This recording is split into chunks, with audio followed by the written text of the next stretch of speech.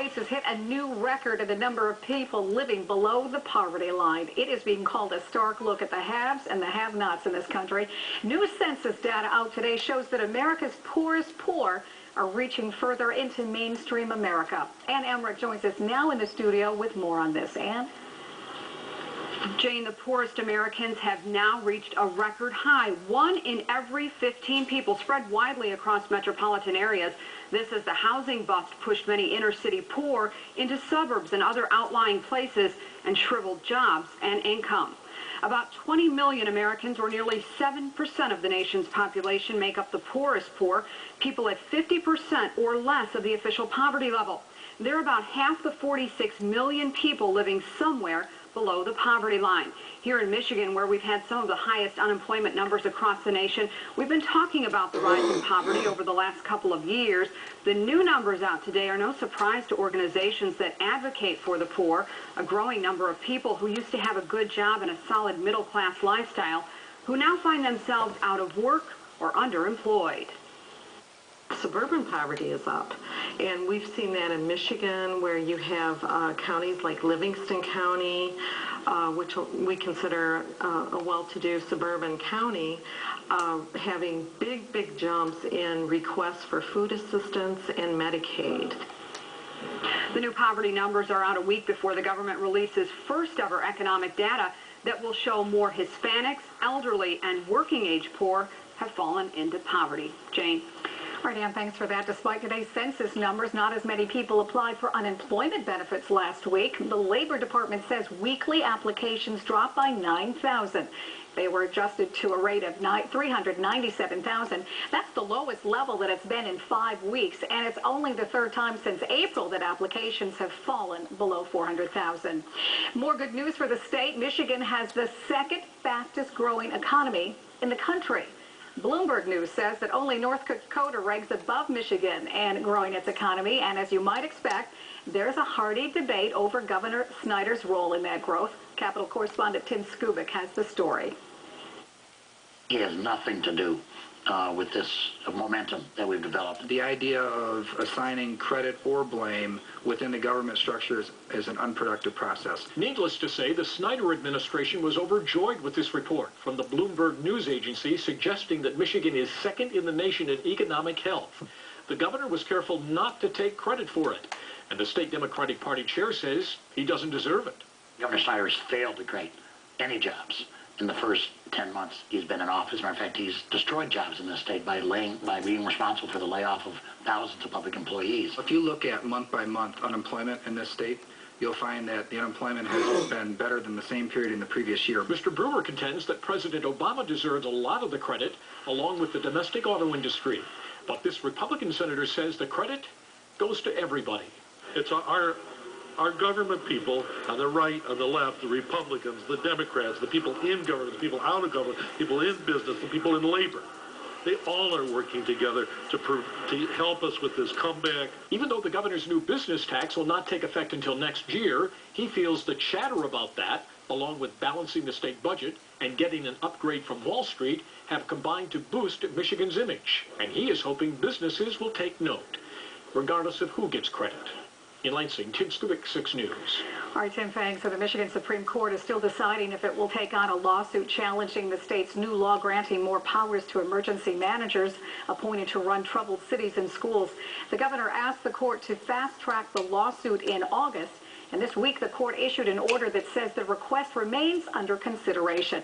It also asked both parties involved in the lawsuit to answer certain questions by December 14th. Well, a victory for senior citizens across the state. The Senate today passed bipartisan legislation to better protect the elderly. Alana Otler breaks this down for us in this landmark package.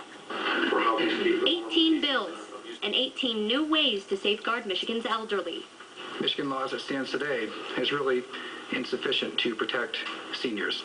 Senior protection is an issue that affects everyone at one point in time in their lives and regardless of political affiliation. Shoemaker sponsored the package, which aims to reduce any emotional, physical, and financial manipulation of the elderly.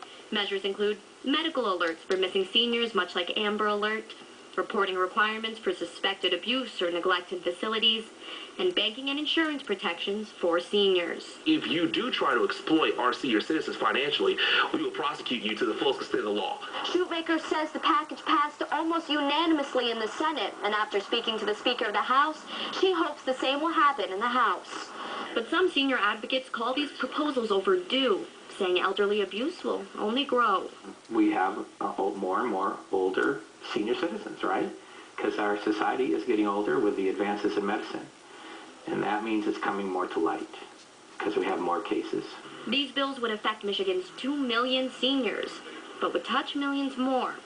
Because as life shows us, age happens to everybody.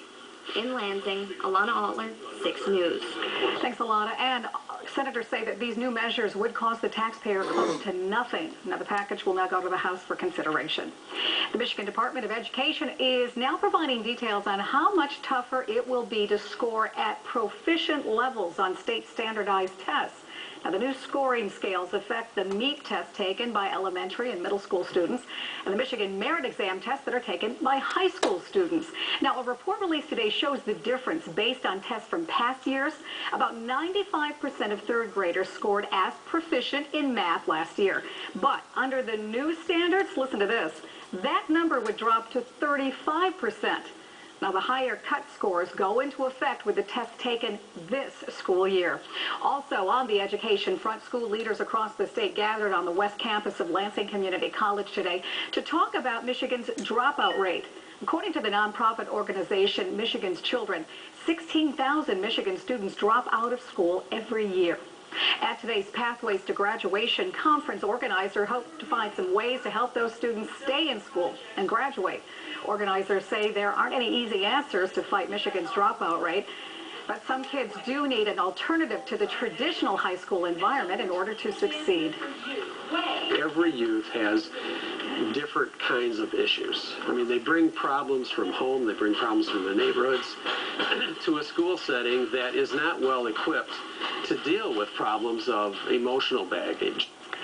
Now, one of the model programs helping kids graduate in Lansing is the High School Diploma Completion Initiative. It's a partnership between Ingham County Schools and Lansing Community College.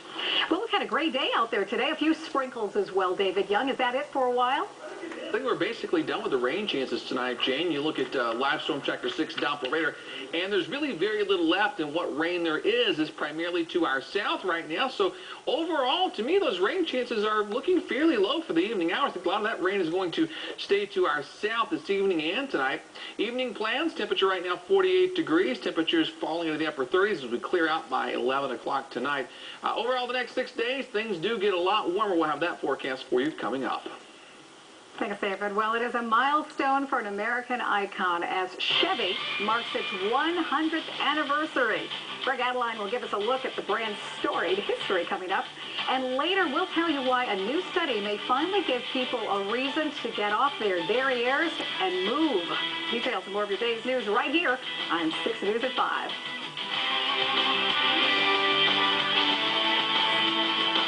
WLNS 6 News is brought to you by Marco's Pizza, Ingham Regional Medical Center, and by your Mid-Michigan Chevy dealers. Hurry to Heat & Sweep for the preseason fireplace and accessory sale. Save up to 30% on select models, but only for a limited time. Don't miss these great prices right now only at Heat & Sweep, your fireplace headquarters for over 34